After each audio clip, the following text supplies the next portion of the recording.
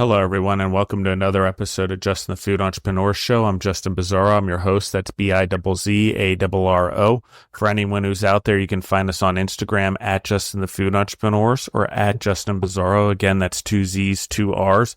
If you're following us, your food, beverage, nutrition, farming, hospitality entrepreneur, looking for a place to continue to grow, hit up Gorilla Brave on Instagram. There will be events. There are summits. 2 summits coming this year, 1 next year internationally in Australia is the plan.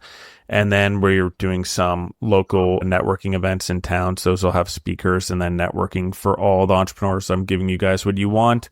I've also put all the show notes in every episode as well as timestamp all the areas of the notes. I keep repeating it because I keep getting the same questions. So eventually the episodes will catch up to being released where maybe I'm answering some of the questions, but I do want to emphasize there is an educational networking fellowship space that everyone's been asking for based on all the stuff coming out of the podcast, all my years experience, and then cross-listing it with what's out there to be studied. So it's all there. Thank you guys. I have a very special guest with us. I have Danny Rodriguez from Pablito's Tacos. How are you doing today, Danny? Hey, how you doing? Thank you for having me. Yeah, absolutely. So Danny, let's go back to little Danny and tell your story and how you got into food and why tacos and sort of your journey. All right. So I pretty much I grew up in Burbank, California, but I was born in Peru. My family migrated when I was 10 years old, and little Danny, growing up in Burbank, was thrown into the whole entertainment kind of world by his surroundings. So they would shoot Wonder Years at my junior high. My friend's dad was a director. My other friend's mom was an editor. So of course, when I graduated, I decided to get into film. So I went to film school in Santa Barbara, and I graduated there, became a producer, distributor, and about 10 years ago, I went to go produce a movie in Canada, in Winnipeg. And as soon as I get there, the first thing I'm told is like, Danny, have you tried poutine? I'm like, man, I've never heard of poutine. So one day I'm coming out of a bar at 3 a.m. Yeah, there you go. So they don't have no taco trucks in Winnipeg. They don't have the bacon wrap hot dogs in Winnipeg. They got poutine at 3 a.m. So I said, man, let me go to this place that I always see a line and let me try this thing finally, because there's nothing else. I need something to soak up some of the alcohol that I got in me so I can make it to the set, kind of early. So I go to this place called Smoke's Poutinery. They're like the McDonald's of poutines in Canada. They have like 100 locations. And I was like, I have the first bite. I'm like, oh my God. It's one of the best things I've ever had at 3 a.m. So I decide to give a lot of the other crew members for them to try this, see if I'm the only one that's crazy that really likes this. And everyone's like, man, this is really good. So I get back to LA. I call the founder and I'm like, hey, I want to open one of these in Los Angeles. And he's like, sorry, brother, Southern California, it's already sold. I'm like, oh, man, I'm like, give me Northern California. So I buy the Northern California rights of this thing, and I open the first one in the States in Berkeley. That makes sense. If you can't get Southern California, you might as well get Northern California. Right? Yeah. So I take a drive. I'm like, man, Berkeley would be great. I saw thousands of drunk students at 11 o'clock at night walking the streets with only like 3 options to eat. So I ended up opening there, in between the 2 biggest bars, a block from the university, and we opened till 4 a.m. every day, and we killed it. We had 1,200 people in line on the opening day. People were camping out. So I kind of, I started wanting to learn more about this industry and more about franchising. I'm like, man, I just busted my ass, creating this brand in Berkeley that nobody knows about, and a food that nobody knows about. So I'm like, if I did that for food that was all right, after that I learned that everything was frozen, their gravy was powder. The only thing that was fresh was their French fries. other than that, I was like, man, imagine if I take the same things of creating a brand, the cool experience, a fast casual, sales technique of having a fast casual restaurant with not too much staff, but I do it with real good food. So that's kind of where Pablito started being, born out of being involved in that in that business. Well, there's a lot of showmanship in food too, and I want to talk about that because there's a directing and an orchestration. But let's talk about you now are like, okay, I did this. Wow. I see what they did here. They might have once had a great product. Let's focus on they probably once made it from scratch, but over the years, this is a common theme that I keep going over on the show, is they devalued their brand. Right. By why? How did they do it? Well, intentionally. You buy cheaper products, your value is going to be less. And people are like, oh, no, you're spreading the margin, make more product. Still less valuable. You just saw the perception there. When we perceive things of value, if you want a business to last and be a truly quality franchise, and I hear this all the time, well, look at all the franchises out there. They already are out there dominating the space.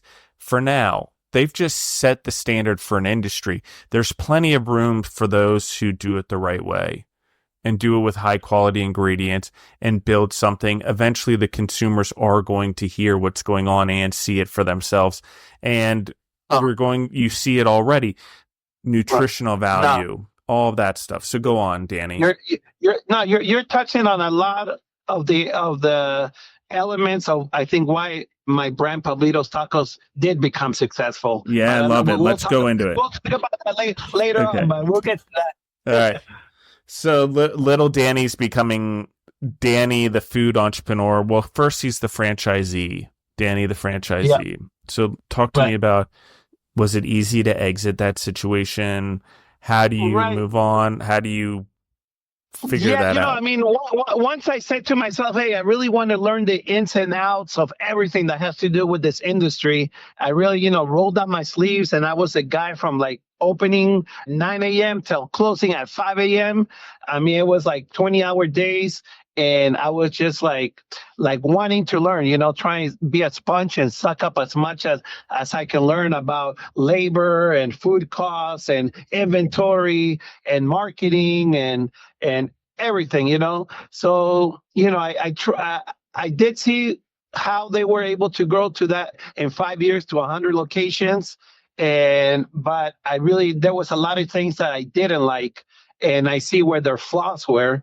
Pretty much, they even rushed into opening up a international location. They weren't ready. I had to do a lot of their development for them, being a franchisee. I mean, I had to develop the distributor relationships. I had to develop even their POS had issues. Everything had issues. So, but it kind of helped me in the long run to really go through those growing pains. It made me learn a lot about this being a franchisee. And later, what I would say that as now I'm a franchisor, I don't want to give that experience to any of my franchisees, what I was put through. Yeah, I like this a lot. Let's talk about development of your own concept. How do you pick a starting point? How do you then take the experience you just had? You obviously are like, I'm going to do something fresh. I know I can make it work. Right.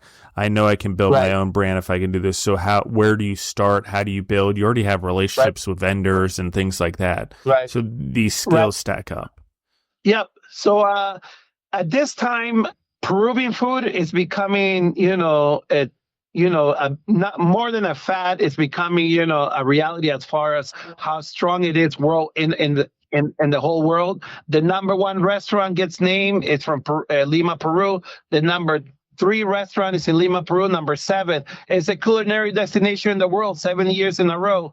I mean, and you see all this Peruvian restaurants popping up all over the States. So I said, in LA, there wasn't the fast casual experience, and there wasn't really a strong brand.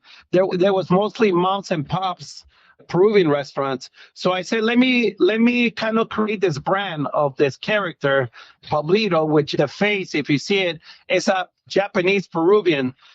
I wanted to show what Peruvian food is all about, and Peruvian food is that fusion of different flavors of Chinese, Japanese, even Italian, French, African, indigenous, all that put into one gumbo. And that's how we get, Peruvian food and the level that it's at now. So I had a friend of mine. He's a Michelin, rated chef at his restaurants in New York. And I called him up. I go, hey, brother, I'm thinking of doing this, creating like a fast casual brand, but with actual good food and Peruvian and making a couple of changes, making it more mainstream. And he's like, man, let me know when you're ready and I'll support you. I'll go down to LA and I'll help you create a menu. So fast forward 3 months later, I'm like, hey, I'm ready to do this. But the only thing is I'm starting with the food truck. He's like, oh man, I got restaurants in Hell's Kitchen. You want me to go to a truck? I'm like, man, just help me out here, support me. So he comes down and we come up with a menu. We launched the first Peruvian truck in Los Angeles, and we start doing really well, getting the name out there. 3 months later, I find the brick and mortar location that I want in Burbank, and when we put the truck right in the front while we're remodeling, so people can know that, kind of get a taste of what's to come. And we opened up and we did really well with Peruvian food, fast casual, for about 3 years. And then in LA, there's this taco stand boom going around where you see hundreds of people standing at taco stands here in LA.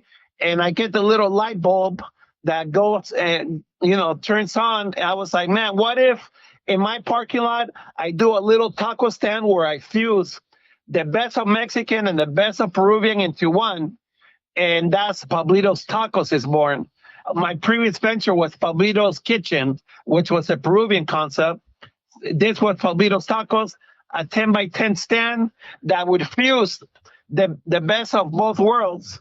And we open up and it just turns into a social media explosion. It went viral, people driving 2, 3, 4 hours to get to us, lines around the corner for this tacos, and it just went crazy where I opened up about 5 locations in 9 months of these tacos, and it just got crazy. Like, talk to me about developing a menu. I mean, this is obviously like a bigger deal. I want to emphasize that because you're creating something unique. It's growing. You have a foundation. You're creating SOPs. You're creating a menu. Let's go back to this fusion, the menu items that are on your menu, the popular ones, sort of the ups and downs you've had through that menu development. Yeah, I mean, at first we started with a pretty basic menu. We didn't want to, do super crazy stuff. We had the basic Mexican menu, which was the asada, the pastor, those were almost the 2 basic Mexican ones. Then we incorporated the Peruvian by having a lomo saltado taco, chicharrón taco, which we call it the Peruvian carnitas. Then we did a pollo a la brasa taco. And then we did a veggie taco that had shiitake mushrooms and nopales, but we cooked it like in the lomo saltado way, where we would flame it on the wok with soy sauce, red wine vinegar, oyster sauce, and give it that Peruvian flavor. And we started with the base, but one thing that I did when I did my kind of like research and development of what makes a great taco, why there's a place there that has 200 people in line, and across the street there's a stand that has 2 people in line. 3 common denominators that came out of that would make a great taco was, number 1, it was handmade fresh tortillas. Okay. Number 2 was to do my steak, my chicken on a mesquite grill. That creates a little smoke trail that goes up sends like a bat signal that there's some good food going on. And people love to see that those 2 things, like face to face. They love to see the lady making the tortilla. They love to see the grill guy, grilling the meat on the mesquite grill and chopping it up. And then the third thing was a slab of free guacamole. Those to me were the three elements that was making great, these tacos really a hit in LA, which were indirectly called TJ style. To that, we say, okay, let's add the Peruvian angle to it by adding the Peruvian kind of proteins, which is the lomo saltado, the pollo a la brasa, the chicharrón, it was a pork butt that we would roast for like 3 hours and then flash fry. So it was crispy and really juicy and meaty. And then we decided to add what later became coined as the crack sauce. Is this Peruvian hot sauce, this green hot sauce that a lot of Peruvian restaurants have. But we made ours. I love it. I love that one. It's one of my favorites. And just Super Pollo, if anyone's out there from Super Pollo in Arlington, Virginia, I love your Peruvian food. But anyway, go on. I love that sauce. So that's the one. So we made we made a couple of changes with my chef to make the sauce a little bit like, let's say, Caucasian friendly, where it was like, not super spicy, but it would taste really good. Nobody would say, oh my God, it's too hot. It would be like, it's got some spiciness, but it wouldn't burn your tongue. And people wanted more and more and more. All of a sudden, I have my bottles of sauces getting taken by the customers. And every order would say, can I get more green sauce? Can I get more green? I'm addicted to your green sauce. And then we're like, man, we got something. And then they're like, man, your sauce is like crack. I'm addicted to it. Everybody's like, crack, crack, crack. I'm like, all right, I guess we'll call it the crack sauce. Yeah, there you go. So we started bottling it. We started bottling that sauce. And we're actually working at the moment to put that into the supermarkets. But all that combination of the hot sauce, the Peruvian kind of proteins into the tacos. So we had tacos, we had the handmade quesadillas, where we also make the tortilla, right in front of you for the tortilla for the quesadillas. We have the burritos, where we do like a lomo saltado burrito that we incorporate the French fries into the burrito too. Of course, they all would come with crack sauce already in them. We know that if they would taste the sauce, that we would kind of have them hooked. So we would put it at the beginning on everything, whether they would ask for it or not. And that was kind of the basic menu of bolitas. Then we started doing a lot of this kind of catering towards the diet friendly people so we did keto tacos, where we make the tortilla out of cheese. And then with the protein style tacos, where we make the shell out of butter lettuce. And so that kind of did really well too. I love it. I think that the passion for your menu is so awesome. I mean, you went from an entertainment industry to a food industry. Can you tell me what the learning curve was like, the lessons learned, safety? I mean, there's a lot of things there, and I know they led to where you are now, but talk to me a little bit about what it was like to transition and have to learn all those things or learn something new. But, indirectly, I mean, it becomes almost the same thing being a film producer and being a restaurant owner. You're still having to manage, depending how big your budget is how much you're kind of micromanage. You're hoping you can get a good production manager in a film that can run the whole thing. In a restaurant, you're hoping you can find that one, person that you can trust to run your whole restaurant and that cares about, your restaurant. And everything's about budgets. Both sides are. So I think one of them kind of prepared me for the other one. It's just about what you're selling, and marketing is marketing. I mean, I came from the marketing world on the independent films. I took all that into the restaurant side of things. So, I think they both complement each other. They both along the same lines. Yeah, I agree 100%. There's a lot of similarities between entertainment and what we do, or orchestration, or directing in your case, producing, any of that stuff, sort of organizing things in similar ways. I think films are really sped up businesses. Like, it's okay, we're a business and then we're not a business. I think there's a little bit of that. I think that gives you probably a different perspective. I'm not sure, but there's that. So as you've gotten into, okay, your Pablitos is launching. Yep. Talk to me about what you're launching. What is it like to launch your own brand? The initial days, you're getting a lot of positive reaction, crack sauce. What is it like? How do you handle the growth, the employees, getting everyone in? How do you sort of start to go through this, because the popularity obviously is there and you're growing at a pretty good pace? Yeah, I mean, I think we definitely went through the growing pains of growing too fast, where we're just opening up locations everywhere, and kind of what you said about quality control. Sometimes that's kind of where quality control came into play on how to, when you're moving that fast in that many locations, how do you keep the quality? And I mean, we've always tried to keep the quality as far as our vendors. And like, for instance, the meat that we get for our tacos has always been a very high-end USDA choice. And even when COVID hit and some prices, even now, the meat has still gone up 40% from where we were at the beginning. A lot of other vendors went from using chuck roll to using like some lower quality meat just to keep their prices the same.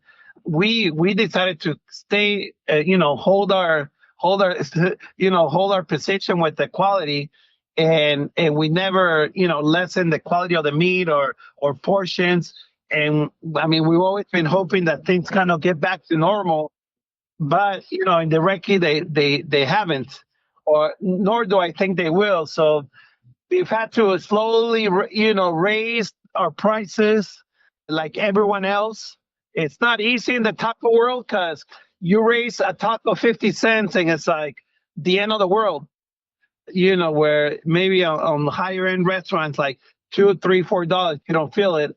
But for some reason on the taco, you raise the prices. It's like, oh man, these guys are charging way too much for a taco. I'm like, man, it is what it is. The meat's double, everything. There's nothing that has not, double in price. This is very true. It's crazy, actually. I don't even, especially over the last, I don't know, whatever many years, 5 years. I mean, the inflation in food's been insane. And it has to go somewhere. We have to pass it on, or we can't be in business. That's just the way it is as a food business.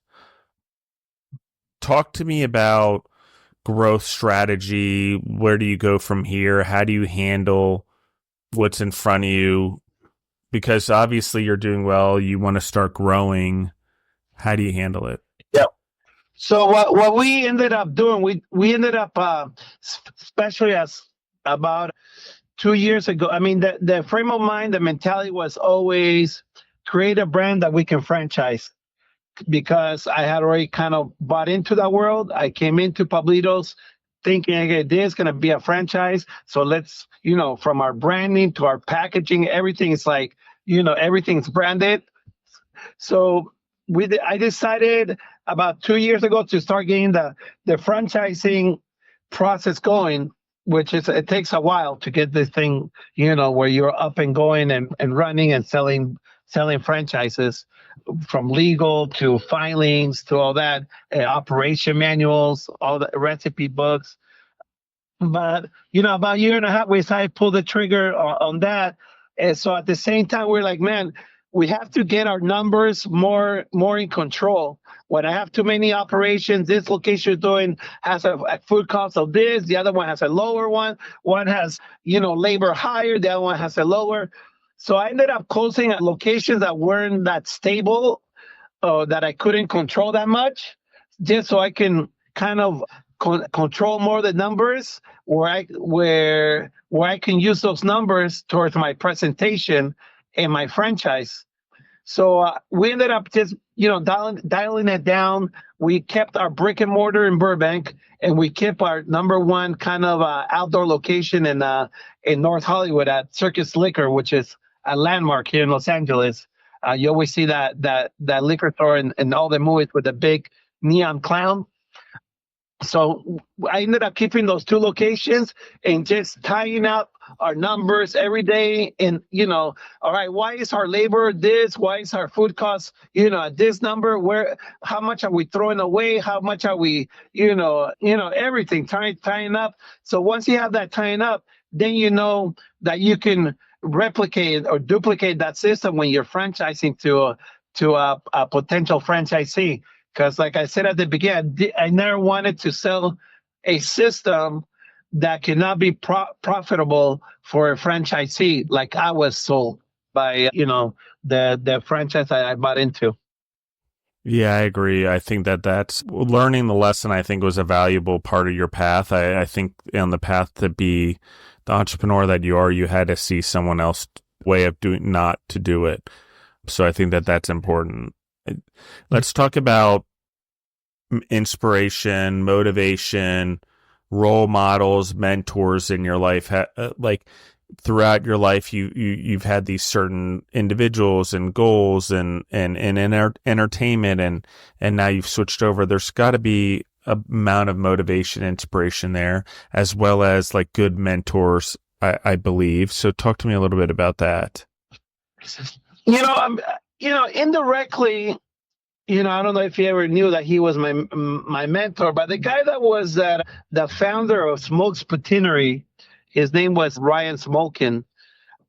This guy was very good at really pushing the brand. Oh, for him, a lot was about brand, and the showmanship that goes with doing that.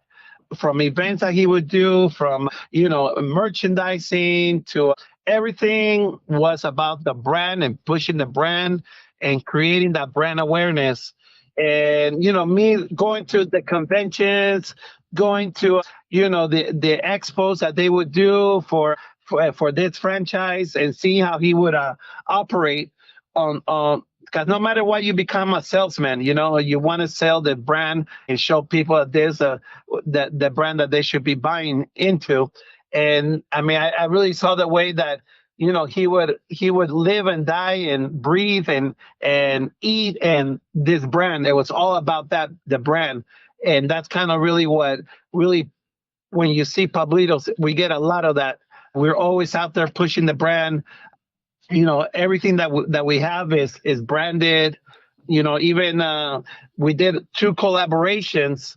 We did one with Cookies, which is the biggest marijuana brand in the world.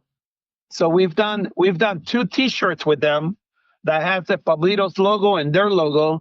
We did a crack sauce that was branded after them with their color.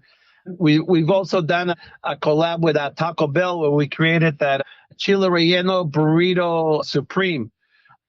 So and they let us brand the packaging with our sticker, and that was a good moment for us to be a feature on their Instagram page. That's amazing.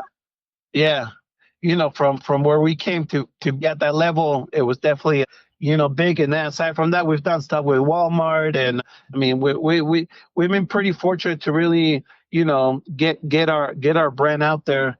And we've been fortunate to have a lot of this social media presence where we've had just a video recently hit like 16 million views. We have one right now about to hit 5 million views.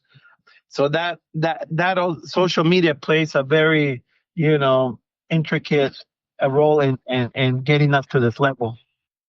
How do you manage all of it? I mean, you're growing a business. You wear a lot of hats, no different probably than in film. But how are you managing all of this, making sure the business is still operating well, focusing on growing the business, you're franchising? Like, there's a lot of things going on here. So talk to me about all of that. How do you manage it? Man, that's what I'm going through right now, man. My head is, my RAM is at an all-time high. It's like, my brain's always going. And that's where I recently started bringing in some additional kind of more on the corporate side of assistance, guys that have done this before, that have taken companies that were at my level and made them like nationwide brand and presence. So I'm slowly trying to, bring in caliber guys at that level that can take my brand to the next level, and also kind of help me mediate some of this, where my plate's not even full. It's like it's overloaded. It's like falling all over. So I'm at the point where I need that extra assistance. Yeah, it's crazy. I know what you're going through. It's like you need good mentors, you need good leaders to sort of bind yourself to, and you're having to create recipe books, I'm sure, and standard operating procedures and different health codes in different sectors. It's starting to the thing's starting to grow, which is a compliment to your entrepreneurship and your menu and the things that you're doing. How do you find time amongst all of this to sort of take a step back every once in a while? How do you make sure that you're able to take a step back and refocus just to make sure that your business is going in the right direction? Get your head out to every once in a while, because I can tell that you're one of those individuals that is able to pause and take a look at things and reflect. Yeah, I've done that a couple of times. Like, for instance, when I started closing a lot of these locations, yes, really to like take a breather and really analyze the numbers and analyze where we're at and where we're going. Sometimes you need to do that. And I think I've done that a couple of times. Sometimes I'm a guy, I get an idea and I run with it, especially since, I don't have a board that I have to run it by. And I mean, I've opened Pablito's World in Chinatown, where it was my own food court, with 5 of my concepts, all in one location, all digital kiosks. And, things like, I opened up a Japanese Peruvian high-end restaurant in downtown LA. It's been crazy, but, you really do need to sometimes just step back and look more intelligently of where you're at and where you're going, and really, have more control than sometimes. So, quality is more valuable than quantity.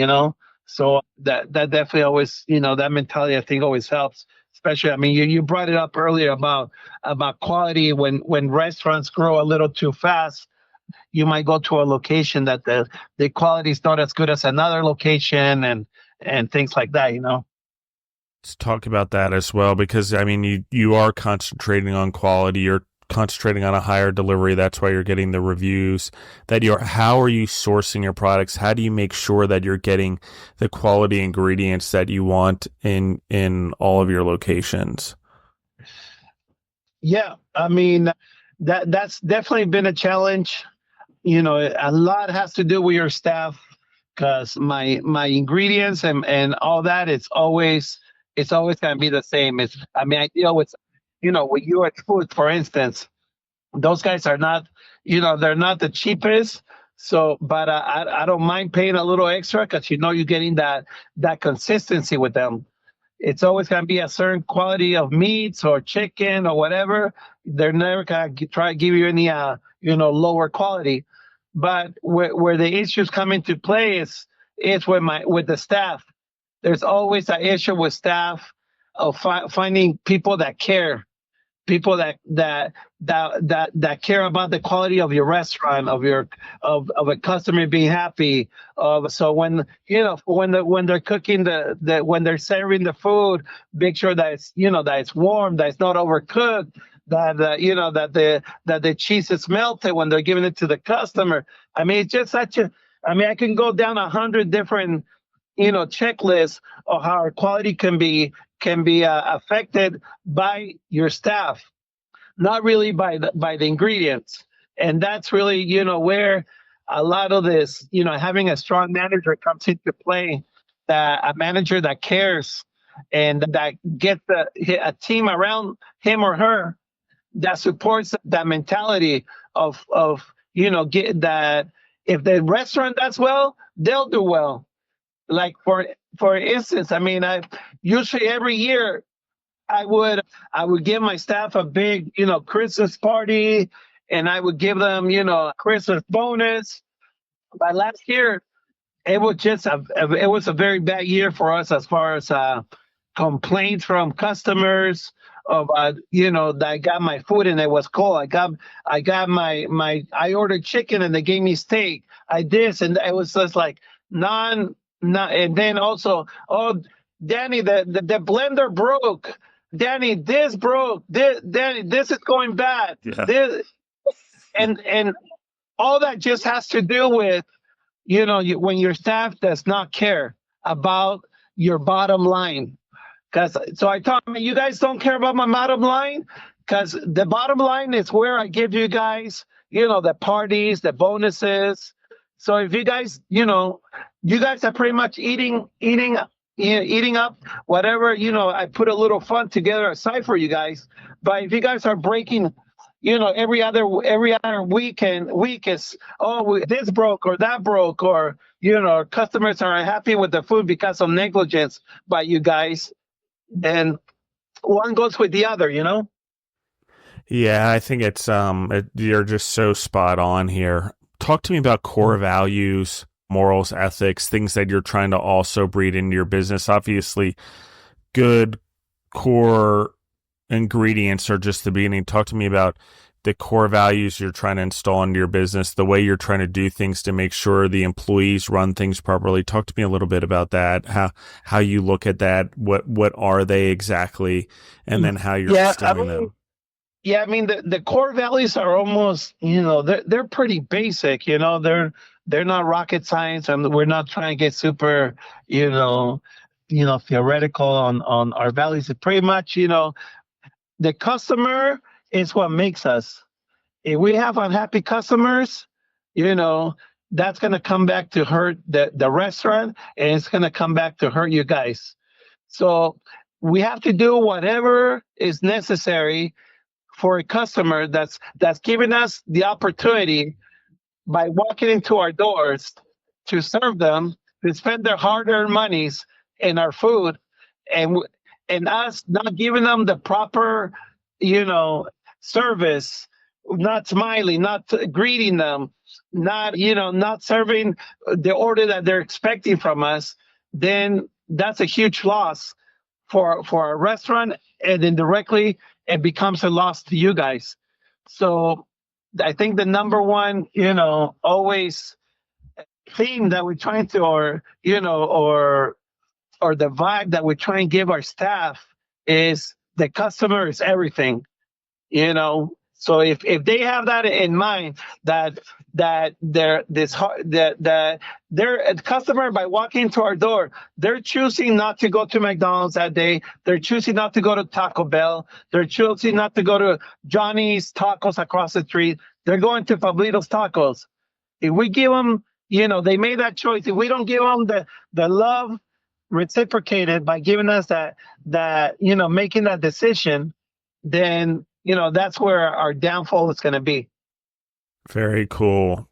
Talk to me about how you handle customers, customer reaction, customer service, all of that, because it's a major part of the food, the delivery of the food, the feedback, creating a feedback loop with your customers, all of that. How do you do all that? I think it's really important because it's helped your brand grow. You've gotten feedback. Right. That's one good thing and one bad thing about Yelp, and Google reviews. That's kind of my insight of how we're doing with customer service. It's a little bit sad with Yelp or those guys that sometimes they're a customer much faster to give a bad review than give a good review. So as soon as the cashier didn't look at them the right way, all of a sudden, boom, they turn around. They're like, they're doing their bad review right there while they're in the restaurant, where in reality, they can just send me a message directly and say, hey, Danny, I went to your restaurant at this location and this happened. And most of the time I'm able to make them make good of the situation by apologizing and offering them something free, or come back the next time, I'll meet you there, and something that can make the situation better. But where these people think that they have the power by giving a 1-star review, not really knowing how much you're hurting a restaurant by doing that. That's kind of that's kind of the bad part of Yelp and Google. The good thing is like I went into this restaurant and the cashier was in the bathroom for like 10 minutes and I had to wait for him to come out. Things like that kind of give me an insight what happens when I'm not there. So it's a balance of those two, the good and the bad and the ugly, the good and the bad of having this third party review platforms. Yeah, absolutely. Thank you, Danny, for coming on the show. Talk to me a little bit about anything that you wish you would known years ago that you know now as you got into food, or anything you think would help any food or beverage entrepreneurs out there that are trying to get started or in your position. Right. Please just, if you could help anyone, what would it be? Or yourself? Right. Yeah, I mean, something that I know now that I wish I would have known then, man. If I would have known then what I do now, I don't know if I would have got into the to the food industry, because it's definitely, I think it's one of the hardest industries to break through, to really get to a point where you're profitable and you're headache free, and that you don't have to be at your location 14 hours a day. So that's definitely, to somebody that's starting out, I would say it's definitely one of the hardest industries to get into, to become successful. But when you do become successful, it could be one of the best industries to be in. I agree with you 100%. Thank you, Danny, for coming on the show. I really appreciate everything that you're doing and the jobs that you're creating. I'd love to have you back on again when you're ready to continue to tell your story, or you reflect back on this and want to talk more, especially about leadership. I think there's a big part of that as well to your story. I think you're a strong leader. I can feel it in the way that you lead. I think that's part of the success you're seeing, as well as everything is being strongly led. I'd love to talk more about that as well down the future. Yeah. So I'd love to catch up later on, when hopefully once we start selling our first. We've got 200 submissions for new franchisees. So right now we're at the point where we're getting in touch with all the submissions. But hopefully we have another follow-up interview, and once we have some of our first set of franchisees, and maybe I'll bring one on the call and see how it's been. Yeah, I'd love to do that. That'd be awesome. I appreciate you, Danny. I love what you're doing, and I love the mixture of the food and the culture and what you've done, and I appreciate it. Thank you guys for listening in. I love you guys. Again, find us on Spotify or wherever else you grow yourself through podcasts. If you want to support these entrepreneurs, share, like, subscribe, follow them on social media or this show or their episode. If you think that you could help an entrepreneur, there's an entrepreneur out there needing something like this, share an episode. Again, Gorilla Brave has all the education as well. There are show notes for every episode and timestamps, so you can go back and reference. I love you guys, and we're out. Take care, man. Thank you.